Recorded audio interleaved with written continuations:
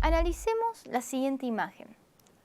¿Pueden estas conductas constituir delitos en el derecho penal moderno? ¿Es posible imponer esa clase de condenas en el derecho actual? Francisco y María Asunción de Nájera fueron dos hermanos que vivieron durante el siglo XV en la comuna de Toledo, lo que hoy es España.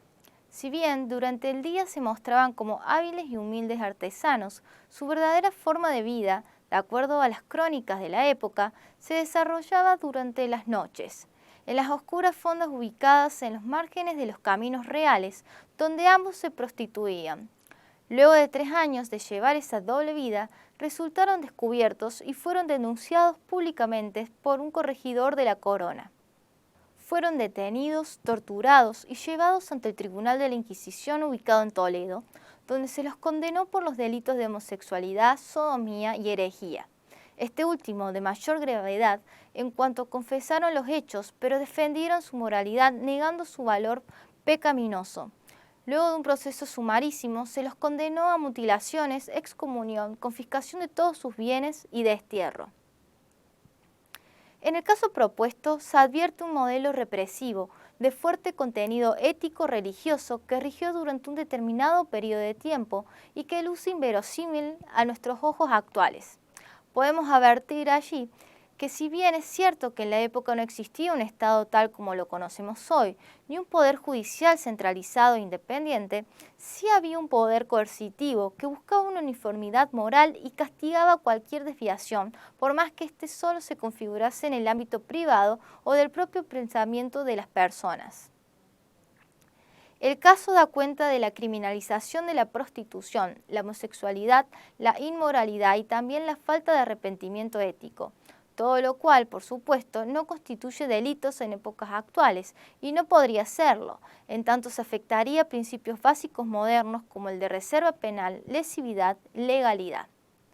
Por otro lado, y advirtiendo las gravísimas sanciones que se aplicaron, tanto durante el proceso inquisitorial como en las condenas, tampoco puede dejarse de destacar que hoy todas ellas, desde los castigos crueles, inhumanos o degradantes, hasta la confiscación general de bienes, destierro, tormentos, quedan excluidos del catálogo de penas admisibles.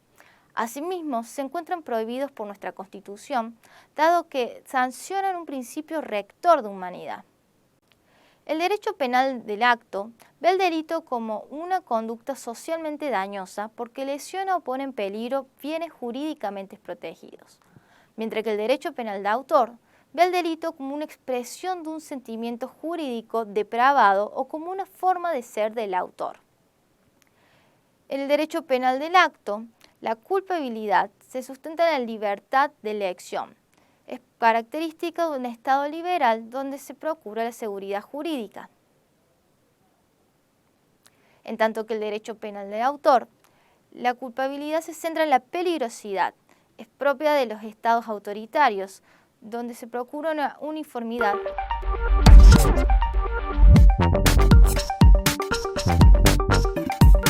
Reflexionemos en torno a una campaña contra el maltrato animal.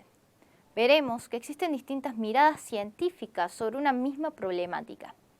El día 4 de abril del 2019, la policía de la provincia de Buenos Aires aprendió al señor Alejandro Reina, mayor de edad, con motivo de sorprenderlo en flagrancia cuando golpeaba de manera muy violenta a un perro en plena vía pública y a la luz del día.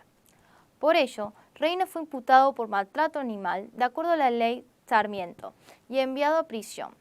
Al cabo de unos días, el acusado recuperó su libertad y en juicio abreviado se le impuso una pena de ejecución condicional de 1 mes de prisión.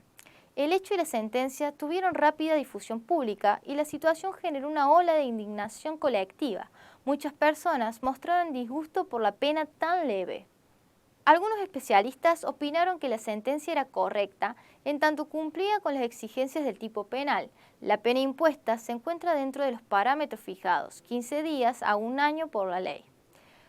Otros estudiosos señalaron que se trataba de una condena injusta y que debía reformarse la legislación penal relativa a los actos de maltrato y crueles contra los animales.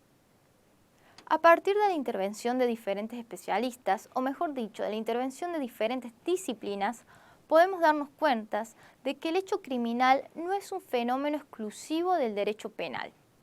Hay muchas otras áreas del saber que desde distintos puntos de vista hacen del delito su objeto de estudio.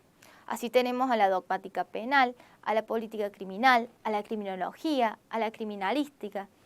Todos tienen en común el estudio de fenómenos sociales desviados que técnicamente conocemos en derecho como delitos. Estas disciplinas se enriquecen mutuamente.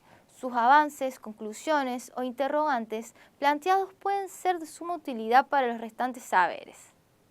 Asimismo, existe otro grupo de conocimientos y técnicas que suelen llamarse auxiliares respecto al estudio de un fenómeno criminal determinado y que contribuyen a su esclarecimiento. Entre ellas tenemos la medicina legal, medicina forense, química legal, balística y accidentología. En el estudio científico del fenómeno penal, la dogmática penal se centra en las normas jurídicas, la política criminal en políticas públicas de prevención y persecución penal, la criminología en el delito como una parte de un fenómeno social, y también tenemos la victimología, donde tenemos el centro de atención de la víctima de un hecho delictivo.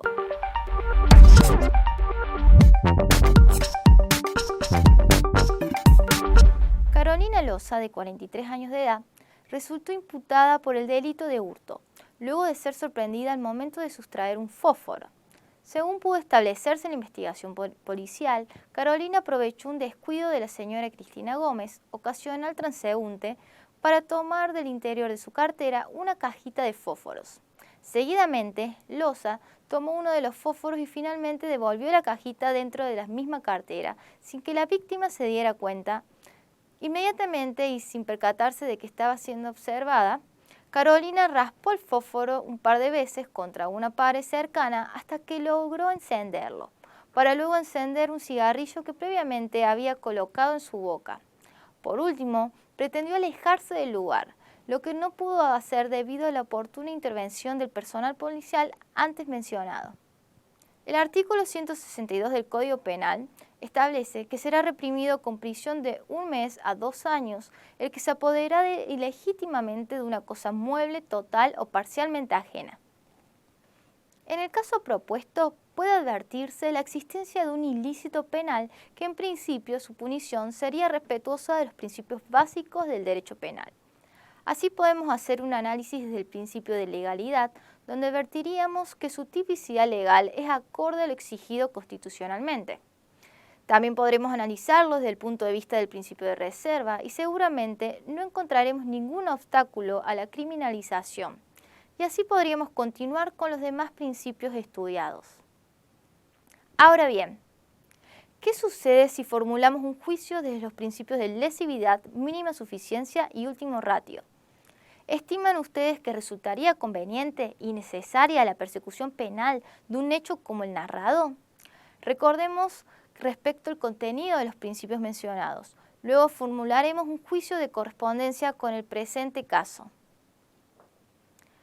Los principios básicos del derecho penal son la legalidad, que se encuentra en el artículo 18 de la Constitución Nacional, la reserva, artículo 19 de la Constitución Nacional, privacidad, artículo 19 de la Constitución Nacional, y lesividad también se encuentra en el artículo 19 de la Constitución Nacional. En cuanto al principio de mínima suficiencia, debemos tener en cuenta la fragmentariedad y subsidiariedad. En cuanto a la fragmentariedad, se procura sancionar verdaderas afectaciones a bienes jurídicos importantes. En relación a la subsidiariedad, se procura proteger a la sociedad con los medios menos lesivos.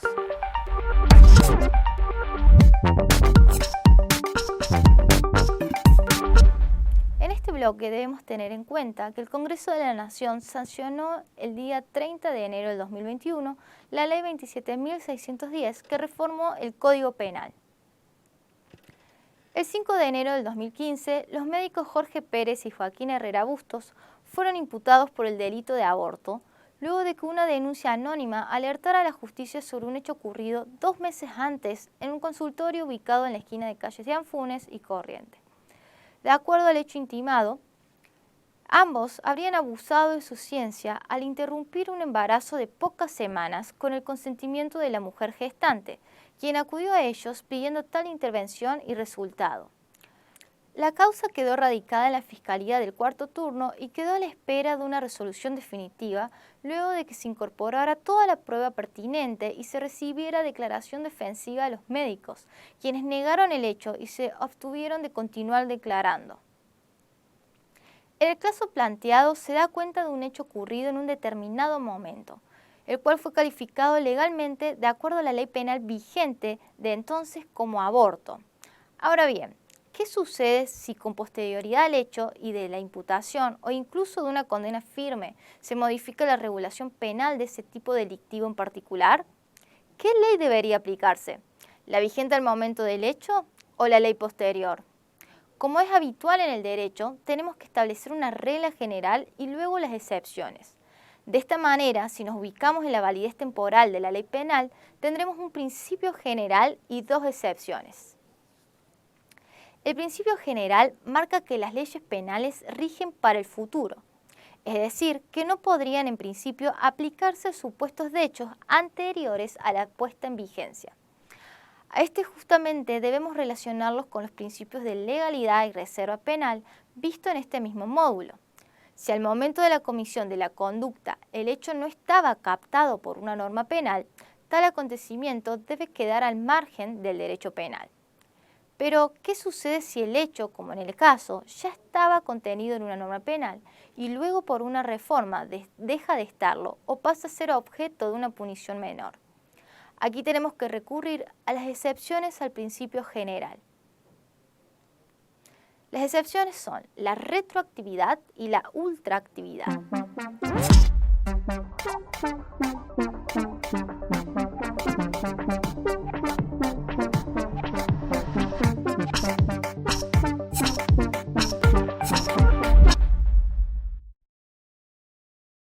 Deberás analizar si el dictamen fiscal, la normativa aplicable al caso y la sentencia emitida respetan los principios constitucionales estudiados en el módulo.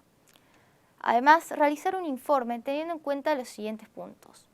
¿El hecho puede considerarse una conducta delictiva? ¿La imputación realizada por el fiscal vulnera algún principio? Cuando el tribunal analiza la normativa vigente, ¿la conducta estaba prohibida? ¿La decisión final del tribunal constituye una sentencia ajustada a derecho? ¿Se vio algún principio?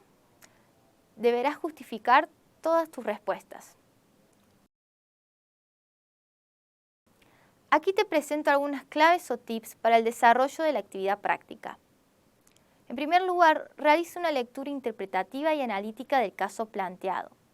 Reconoce conceptos implicados y estudiados en el módulo, particularmente la relación entre derecho penal y derecho constitucional. Debes hacer foco en los principios que informan nuestra disciplina. Revisa las lecturas y la bibliografía sugerida del módulo. El caso nos plantea varias cuestiones de orden constitucional. Analicemos una de ellas de suma importancia. Mantener relaciones sexuales consentidas entre personas mayores, sin importar el vínculo existente entre ellas, no puede considerarse una conducta delictiva. Razonar de ese modo viola el principio de privacidad previsto por el artículo 19 de la Constitución Nacional.